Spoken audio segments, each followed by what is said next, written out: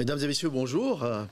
D'abord, je dois m'excuser pour le décalage qu'on a eu parce que cette conférence aurait dû se tenir hier, mais compte tenu des contretemps qui ont été enregistrés, donc c'est aujourd'hui que nous sommes là.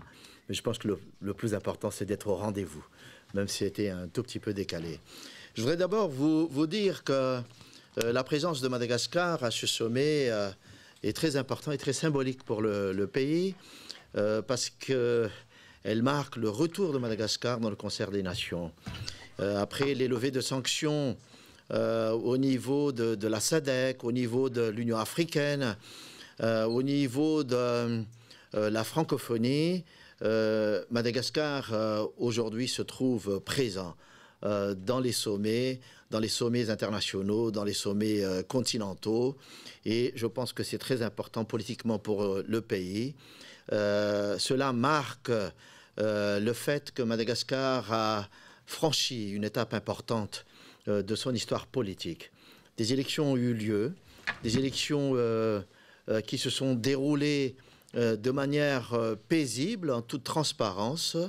Donc ce sont des élections qui sont qualifiées par les observateurs internationaux qui ont participé comme étant des élections crédibles et inclusives.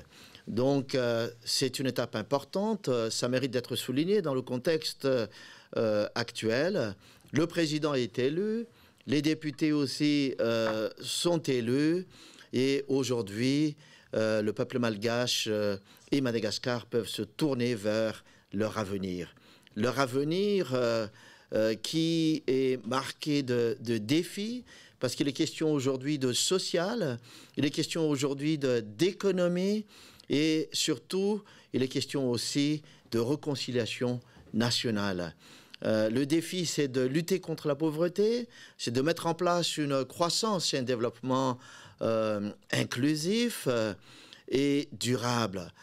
Mais tout cela sous le socle de la mise en place d'un état de droit à Madagascar. Il faut rétablir l'autorité de l'État et c'est sur cette base que nous allons pouvoir assurer la sécurité, la mise en place de la sécurité à Madagascar, sécuriser les biens et les personnes, mais aussi sécuriser le monde des affaires, parce qu'on a besoin de sécuriser ce monde des affaires, rassurer les investisseurs pour qu'ils puissent venir à Madagascar et investir sereinement et de manière durable dans le pays, tout en assurant un rendement au niveau de leur investissement sur un avenir de long terme. À part la sécurité, nous travaillons pour mettre en place une justice équitable et pour lutter aussi contre la corruption.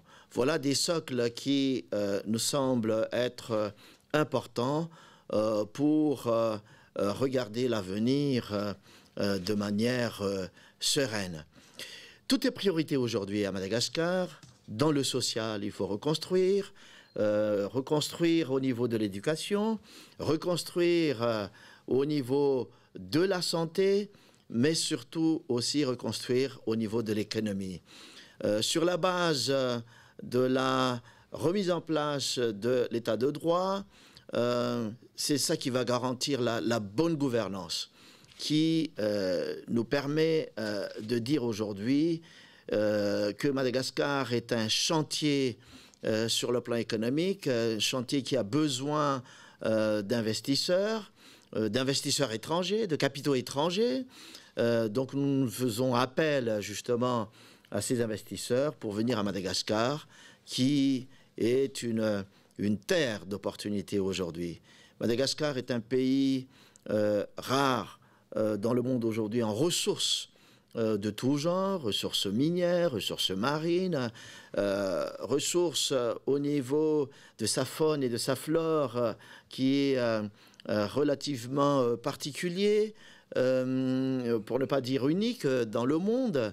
Et je crois que tout cela constitue des opportunités pour les investisseurs à pouvoir venir à Madagascar. Si nous sommes ici aujourd'hui, nous faisons un peu le tour de différents pays, c'est aussi pour marquer que les relations et les liens que nous avons avec nos partenaires sont vraiment en bonne voie. Que ce soit avec les bailleurs de fonds traditionnels, la Banque mondiale, le Fonds monétaire international. Aujourd'hui, nous discutons avec l'Union européenne pour la levée des sanctions de Madagascar et pour aller maintenant vers une reprise des relations beaucoup plus actives.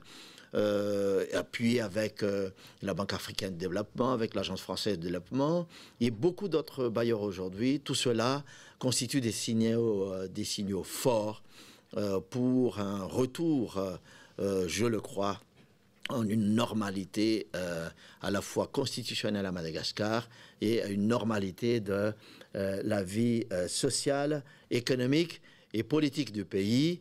Et je crois que l'avenir de Madagascar est pris en main entre des Malgaches qui veulent aujourd'hui développer leur pays. Je vous remercie.